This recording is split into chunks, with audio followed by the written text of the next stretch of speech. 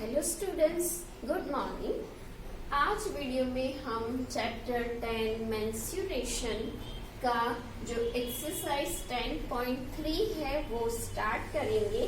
कल मैंने आप लोगों को बताया था कि रेक्टेंगल का एरिया कैसे फाइंड करते हैं और उसकी फॉर्मूला क्या है। Area of a rectangle is equal, यहाँ पर area of rectangle is equal to length multiplied by width या तो breadth। तो ये इसकी फॉर्मूला है। अगर आपको लेंथ फाइंड करनी है is equal to area upon width and width is equal to area upon length। तो ये तीन फॉर्मूला है, यही हमें चैप्टर एक्सरसाइज 10.3 में देखनी है। तो उसका जो क्वेश्चन नंबर 1 है उसमें है find the area of the rectangles whose sides are।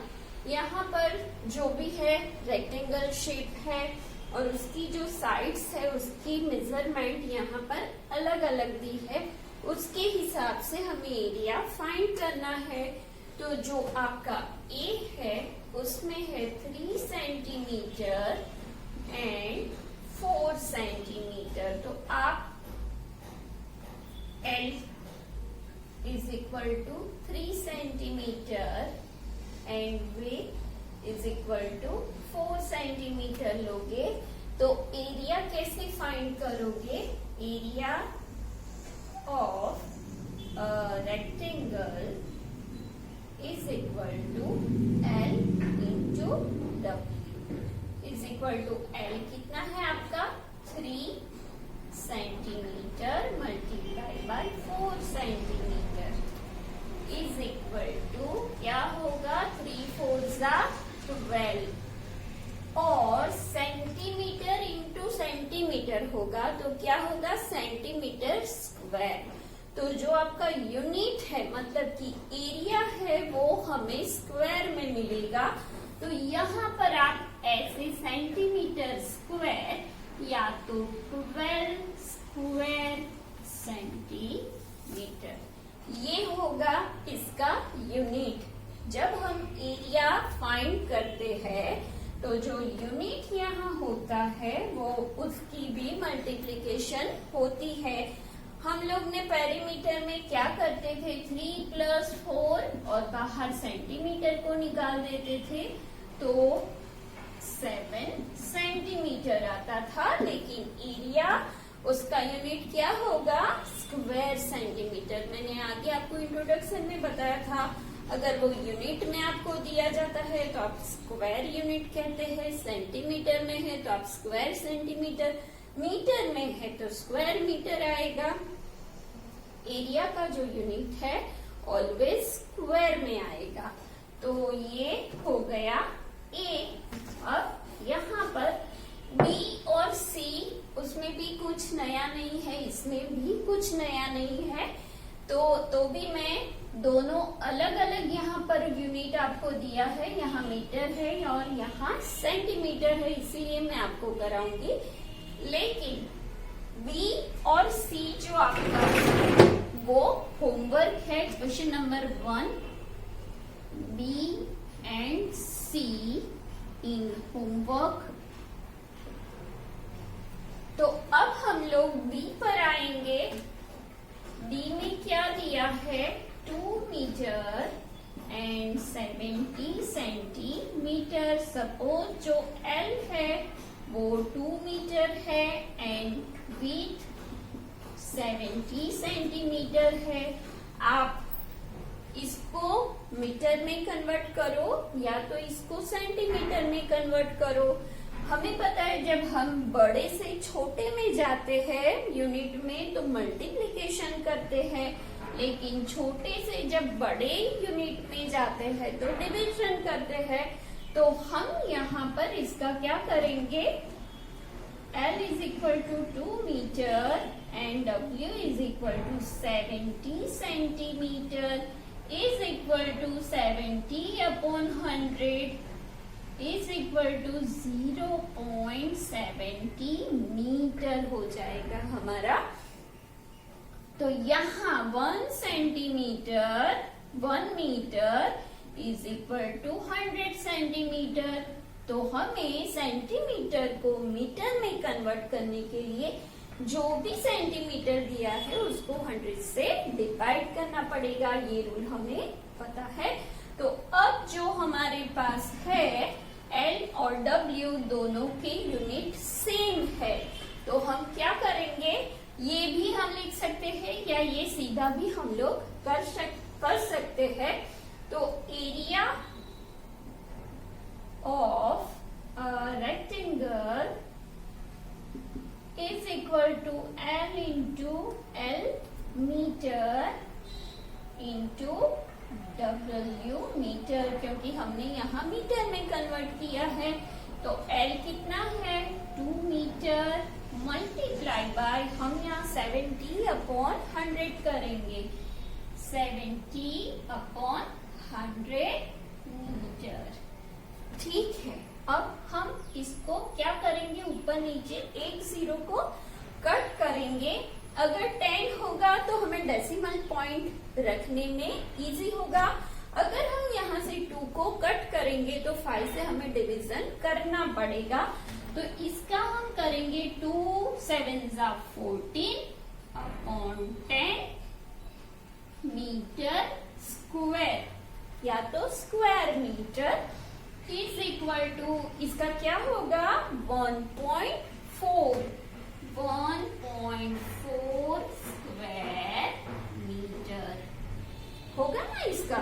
यहाँ पे 10 है तो डेसिमल पॉइंट राइट से स्टार्ट करते हुए एक डिजिट के बाद पॉइंट आएगा, तो यहाँ होगा 1.4 और ये जो मीटर स्क्वायर है उसको मैंने ऐसे स्क्वायर मीटर लिखा। तो ये हो गया डी का एरिया। सो ये क्वेश्चन नंबर 1 यहाँ पे खत्म हुआ। Now we are going to do question number 2। Number 2 यहाँ पर वो ही है, सेम है, लेकिन शेप जो है वो है square. Find the area of the squares whose sides are this। तो यहाँ स्क्वायर से इसका मतलब उसकी दोनों साइड जो है वो इक्वल मेजरमेंट वाली है। तो यहाँ पर हम लोग क्या करेंगे, area of square is equal to length into width, लेकिन वो सेम होगी। तो यहाँ हम लिखेंगे length into length is equal to side into side होगा। सपोज कि वो L है तो उसका होगा L स्क्वायर। ओके, तो यहाँ पे आपको अगर लेंथ मिल जाती है, एरिया दिया है, लेंथ मिल जाती है, या तो सिर्फ लेंथ दी है और आपको एरिया फाइंड जैसे यहाँ है तो आप सीधा उसका एरिया फाइंड कर सकते हो। ये बिल्कुल एकदम इजी है, तो वो हम यहाँ पर नहीं यूज करेंगे। तो स्क्वायर के लिए दोनों लेंथ सेम होती है, साइड उसकी सेम होती है। अब ये जो A है वहां पे दिया है 10 centimetre is equal to L, जो कि वही उसकी विड्थ है। तो यहाँ पर area of a square is equal to length into length is equal to कितना है 10 centimetre into 10 centimetre is equal to 100 centimetre square, या तो स्क्वायर सेंटीमीटर। एकदम इजी है। अगर आपको किसी का स्क्वायर पता है तो आप ये एकदम इजीली कर सकते हो। B क्या है 14 metre is equal to 14 centimeter. So area is equal to L into L is equal to 14 centimeter into 14 centimetre. मुझे पता है कि 14 का स्क्वायर क्या है. 14 का स्क्वायर है 196, तो वो हम लिख सकते हैं. अगर नहीं पता है तो आप दोनों का मल्टीप्लिकेशन करके भी आंसर कर सकते हैं. वैसे ही 5 का स्क्वायर आपको पता है कितना है 25, तो इजी, ये तो फिल इन द ब्लैंक्स जैसा है. आप ऐसे ही लिख सकते हो आंसर. तो सी का क्या होगा, C L is equal to 5 metre. So area of square is equal to L into L is equal to 5 meter into 5 meter is equal to 25 square meter. तो ये हो गया क्वेश्चन नंबर 2, जिसमें स्क्वायर का एरिया फाइंड करना है, जो कि बहुत इजी है. अगर आपको किसी नंबर का स्क्वायर पता है तो आप इजीली आंसर दे भी सकते हो, अदरवाइज ऐसे आप कर सकते हो. आपको सीधा सिर्फ आंसर नहीं लिखना है, ये मेथड करनी है. कल के जो लेक्चर का मैंने आप लोगों को होमवर्क दिया था, फिगर का यूज करके हमें एरिया फाइंड करना था. तो आपने कितने कंप्लीट स्क्वायर यूज किए हैं, कितने हाफ स्क्वायर यूज किए हैं, कितने मोर देन हाफ स्क्वायर यूज किए हैं, वो सब का एडिशन अगर होगा तो आपको एरिया मिलेगा. लेकिन आप लोगों ने सीधा आंसर लिख लिया है, ऐसा नहीं चलता है. अगर आपको मेथड दिखानी पड़ेगी तो वो दिखानी ही पड़ेगी. अगर आपका फिल इन द ब्लैंक्स है तो वो आपको सीधा आंसर करना पड़ेगा. लेकिन जो आप हैबिट रखोगे वैसे ही आप काम करोगे. तो पूरा होमवर्क अच्छे से करो सब. So now we are going to question number 3. अब हम आते हैं क्वेश्चन नंबर 4 पर.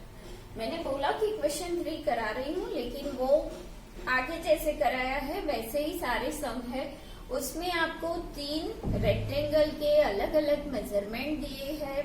आपको तीनों के एरिया फाइंड करने हैं और फिर आपको देखना है कि तीनों में से सबसे ज्यादा एरिया किसका है. तो वो एकदम इजी है. जैसे हमने आगे स्क्वायर का किया 3, और उसमें से किसका ज्यादा एरिया है वो आप इजीली फाइंड कर सकते हो. जिसकी ज्यादा नंबर है उसका एरिया बड़ा है. तो वो आपका होमवर्क है question number 3.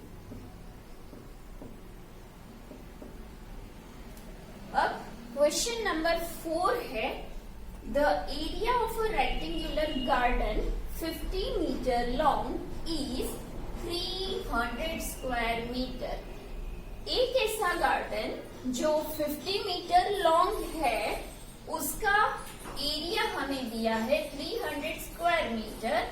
Find the width of the garden. इसका मतलब यहाँ हमें रेक्टेंगुलर गार्डन दिया है. ये है रेक्टेंगुलर गार्डन हमारा, और जो लॉन्ग कितना है 50 metre. L is equal to 50 metre. यहाँ पर क्या फाइंड करनी है, विड्थ. तो वो मैं यहाँ पर क्वेश्चन मार्क करूंगी. और एरिया जो ये है बीच का, आप ऐसे देखो कि कोई स्टैंड है यहाँ पर. सपोज कि ये मेरा टेबल सरफेस है, उस पे मैंने ये डस्टर रखा है. तो डस्टर ने जो एरिया यहाँ पे जो स्पेस ऑक्यूपाई की है वो उसका एरिया है. भले वो ऊपर की तरफ तो है ही, लेकिन नीचे जो है वो उसका एरिया है. तो यहाँ पर जो रेक्टेंगुलर गार्डन है उसका एरिया दिया है. एरिया इज इक्वल टू कितना है 300 स्क्वायर मीटर, जो मैंने यहाँ पर लिखा है. अब हमें फाइंड करना है W. तो पहले हम वो ही फॉर्मूला लिखेंगे. Area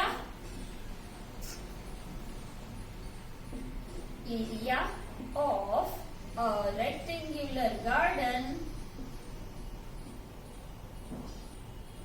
is equal to L into W. L is equal to length and W is equal to width. So अब हमें find करना है W. So W width is equal to area of a garden upon क्या आएगा length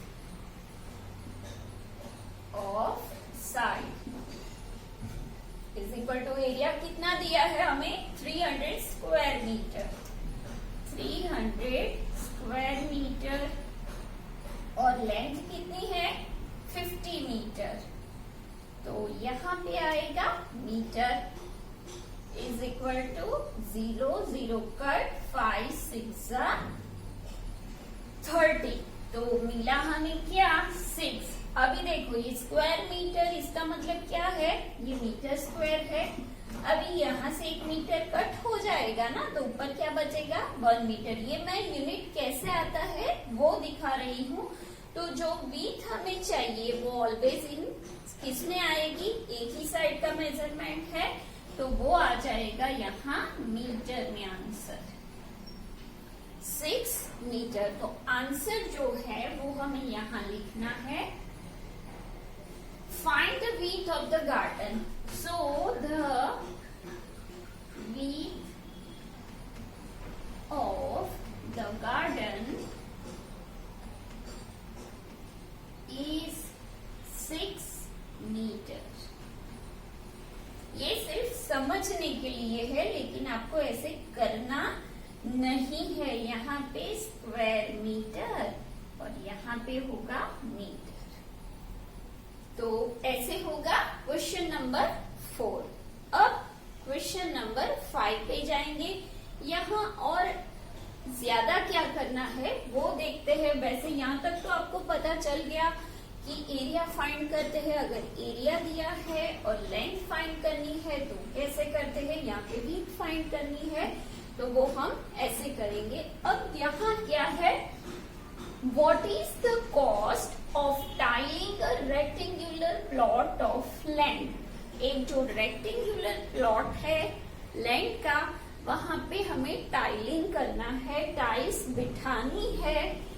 वो कितना है plot of 500 metre long जिसकी लेंथ है 500 मीटर एंड 200 मीटर वाइड जो कि 200 मीटर वाइड है एट द रेट ऑफ ₹8 पर 100 स्क्वायर मीटर जिसका रेट क्या होगा 100 स्क्वायर मीटर के एरिया में टाइलिंग करने का जो कॉस्ट होगा वो ₹8 का होगा। तो जो एरिया है वो पूरा में रेक्टेंगुलर प्लॉट में टाइलिंग करने का कॉस्ट कितना आएगा वो है। तो सबसे पहले जो हमें दिया है वो हम यहाँ पर लिखेंगे। सपोज कि ये एक रेक्टेंगुलर प्लॉट है लैंड का जिसकी लेंथ है 500 मीटर एंड उसकी विड्थ क्या है 200 मीटर। हमें क्या फाइंड करना पड़ेगा एरिया। एरिया फाइंड करोगे तो आपको पता चलेगा ना कि वहां कितनी टाइल्स फिट करनी है। तो जो दिया है वो हम यहाँ पर L is equal to 500 metre, W is equal to 200 metre, area is equal to question mark and cost of tiling on the given plot of land is equal to question mark है। तो जो दिया है वो लिखा है, जो find करना है वो लिखा है। तो area of a rectangular plot is equal to L into W is equal to 500 meter multiplied by 200 meter is equal to 5 2s are 10. 1 2 3 4 1 2 3 and 4. सो कितना हो गया 1 लाख स्क्वायर मीटर. राइट. तो ये हमें एरिया मिल गया. अब क्या है, पर 100 स्क्वायर मीटर रेट कितना है 8 रुपीज. तो क्या लिखेंगे यहाँ पर स्क्वायर मीटर, या तो 100 square metre cost of tiling on 100 square meter is equal to 8 rupees. So 1 lakh square meter is equal to question mark. तो वहां पर क्या होगा 8 मल्टीप्लाई बाय ये अपॉन ये. तो 1 लाख अपॉन 100. ठीक है ना. तो अब ये 2 जीरो हो जाएंगे कट. तो ये है 1000 into 8 is equal to 8000 rupees is equal to 8000 rupees. ये क्या आया हमारा, तो ये हमारा आया the cost of tiling is rupees 8000. Answer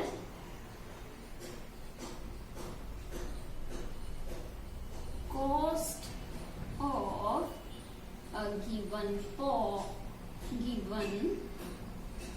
lot is equal to rupees 8000.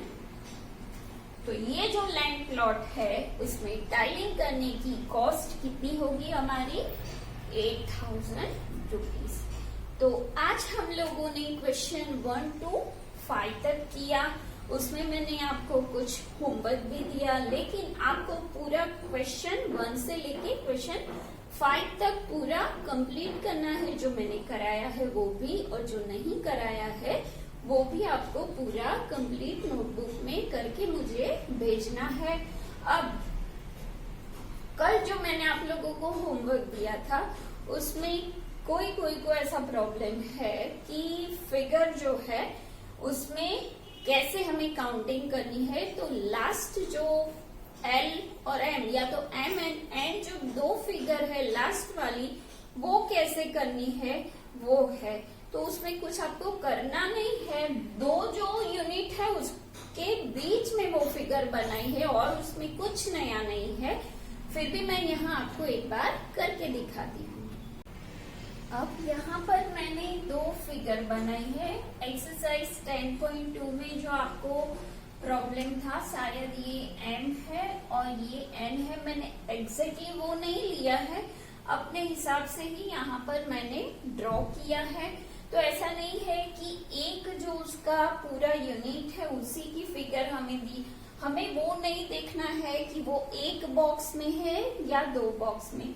उसने कितना एरिया कवर किया है वो ही देखना है. और एरिया कवर के लिए हमें सबसे पहले जो यहाँ पर कंप्लीट स्क्वायर का यूज हुआ है वो, हाफ स्क्वायर का जो यूज हुआ है वो, और मोर देन हाफ का यूज हुआ है वो ही काउंट करना है. तो यहाँ पर आप लोग देखोगे तो यहाँ ये लीफ बनाया है, उसमें ये एक जो है पूरा स्क्वायर है जहाँ पर मैं क्रॉस कर रही हूँ. 1 है, फिर ये 2 3 4 5 और 6 पूरे स्क्वायर है. ये जो है यहाँ पर हमारा हाफ जो है वहां पर ये 1 है, और फिर ये एक दूसरा है. मैंने ऐसे ही बनाया है, ऐसा नहीं है कि जो आपकी बुक में दिया है वो ही यहाँ पे मैंने फिगर बनाई है. ऐसा नहीं है, क्योंकि एग्जैक्ट फिगर बिना ग्राफ पेपर के तो नहीं बना सकते हैं. ऐसे ही मैंने यहाँ बॉक्स ड्रॉ किया है. तो यहाँ जो 2 है वो हाफ है, और मोर देन जो हाफ है वो ये 1 है. ये हाफ है, यहाँ पर ये मोर देन हाफ है, ये जो है वो मोर देन हाफ है। बस यहाँ पर मोर देन हाफ हमारे पास 3 है, तो उसे तो हमें पूरा ही कंसीडर करना है। तो वो कैसे करेंगे, यहाँ पर space occupies by the given figure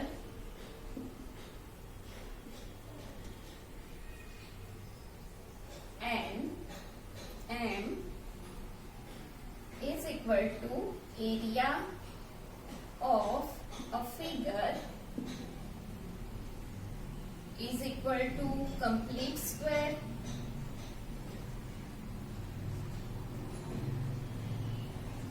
कितने हैं कंप्लीट स्क्वायर, यहाँ पर जो है 1 2 3 4 5 and 6, half square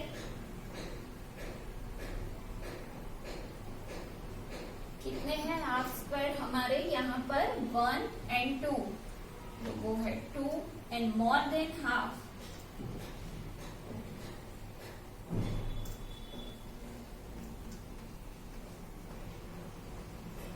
is equal to कितने हैं 1 2 एंड 3, हाफ स्क्वायर 2 है, मोर देन हाफ। ये जो मैंने यहाँ पर लाइन बनाई है 1 2 और 3 है। अब हमें यहाँ पर एरिया फाइंड करने के लिए क्या करना पड़ेगा, इज इक्वल टू करके जो कंप्लीट स्क्वायर है वो लिखने हैं 6 प्लस हाफ स्क्वायर कितने हैं 2 मल्टीप्लाई बाई 1 हाफ, जो हाफ है वो plus more than half square कितने हैं 3, तो उसे हमें पूरा ही कंसीडर करना है, इज इक्वल टू 2 1 जा 2, तो ये हो गया 1 6 plus 1 plus 3 is equal to कितना होगा 6 एंड 3 9 एंड 10 स्क्वायर सेंटीमीटर या तो यूनिट। ये यूनिट है तो यहाँ पर हमें लिखना पड़ेगा स्क्वायर यूनिट। वैसे ही यहाँ करना है कि पूरा जो कितना है हाफ कितना है, बस ऐसे ही आपको ये दूसरा सम भी करना है।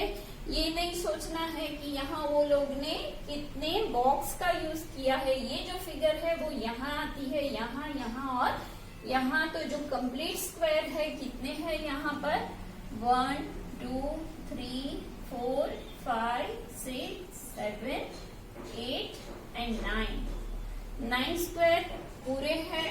हाफ कितने हैं, तो यहाँ पर हाफ तो एक भी नहीं दिखता है यहाँ पर मोर देन हाफ कितने हैं, तो वो है 1 2 3 फिर 4 5 और 6 हो गया ना। तो यहाँ क्या आएगा, space occupies by the figure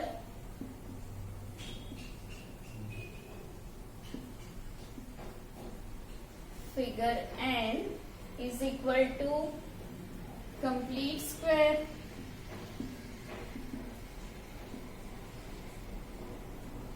is equal to कितने हैं, जहां पर क्रॉस मार्क किया है तो वो 9 है, 9 स्क्वायर्स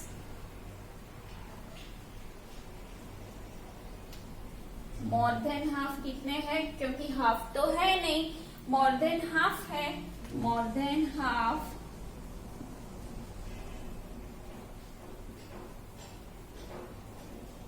इज इक्वल टू कितने हैं 1 2 3 4 5 एंड 6 स्क्वायर्स। अब जो लेस देन हाफ है ये रहे सारे, वो तो हमें कंसीडर करने ही नहीं है एरिया में, तो उसको हमें निग्लेक्ट करना है, right.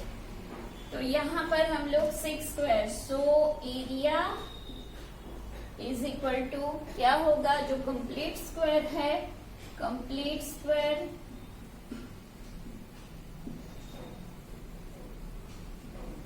Plus more than half square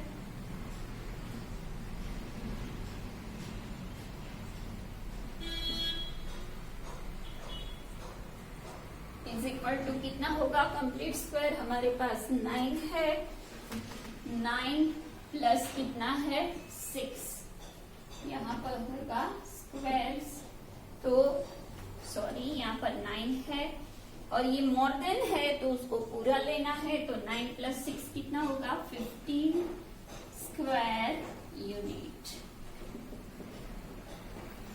okay तो यहाँ पर क्या किया ये मैंने जैसा बुक में है वैसी ही फिगर नहीं बनाई है, ऐसे ही सिर्फ आपको समझाने के लिए कि ऐसे हम काउंट कर सकते हैं। तो आपको ऐसे पूरी अगर आपको पूरा सम करना है तो ये पूरा दिखाना पड़ेगा। अगर आपको बोला है कि सिर्फ आपको आंसर लिखना है, एग्जाम की बात है, तो वहां सिर्फ आपको आंसर दिखाना पड़ेगा, नहीं तो ये पूरी मेथड आपको करनी पड़ेगी। तो आज की वीडियो में मैं यहाँ पर खत्म कर रही हूँ। नेक्स्ट लेक्चर में हम रिमेनिंग 10.3 एक्सरसाइज कंटिन्यू करेंगे। तब तक के लिए बाय बाय।